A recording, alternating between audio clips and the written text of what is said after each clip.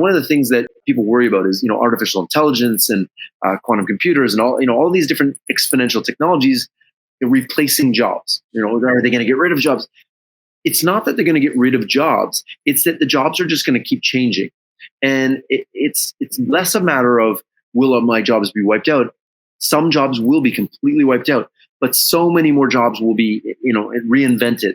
And so I think it's really important to understand how these technologies can help somebody reinvent themselves over and over and over as certain categories of jobs get replaced. And it's not something to worry about. It's not something to be scared about. It's something to embrace, because we have now the technologies to replace your job, but also train you really fast for a new one. And I think that's what's exciting.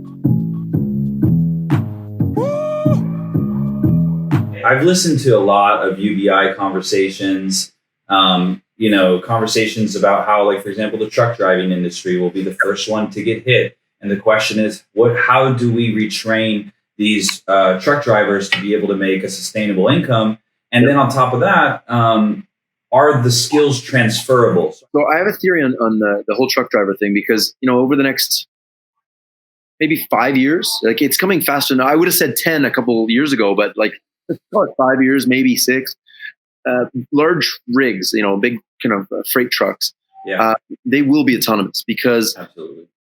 Let's just do a quick business analysis. I have a truck. I can run it 13 hours a day with a driver. I got to pay the driver $100,000 a year, or whatever it is, $200,000 a year.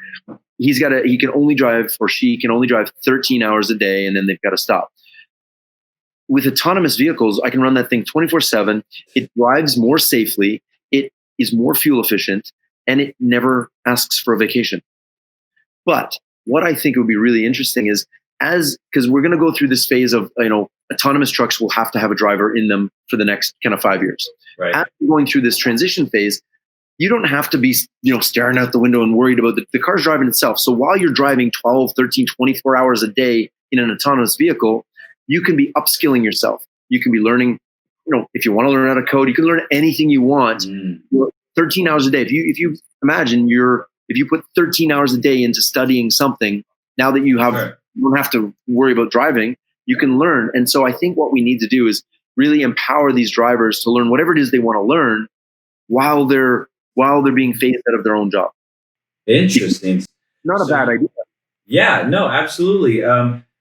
Again, I was just thinking in my mind, okay, we'll have training centers and, with VR and whatnot. You have a training center anywhere you are in VR. Right there. That's it. Exactly. I think that, and that goes to speak for all enterprises. Really, what VR and AR is enabling is simulations of any possible event or something that you would want to replay and retry.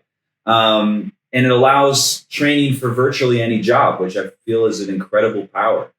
I don't know that it's going to stop people losing their jobs, because AI is going to replace a block of jobs. So accountants, I'm talking to you, accountants, that's going to be a job that's going to be wiped out by AI, because it will just do it better and faster than you can ever possibly do it. Now, I've done a lot of talks in a lot of schools. I try to inspire and educate school children on exponential growth and, just kind of preparing their minds for the future. And in every single one that I do, 500 kids in a room, I'll say, how many kids here want to be an accountant?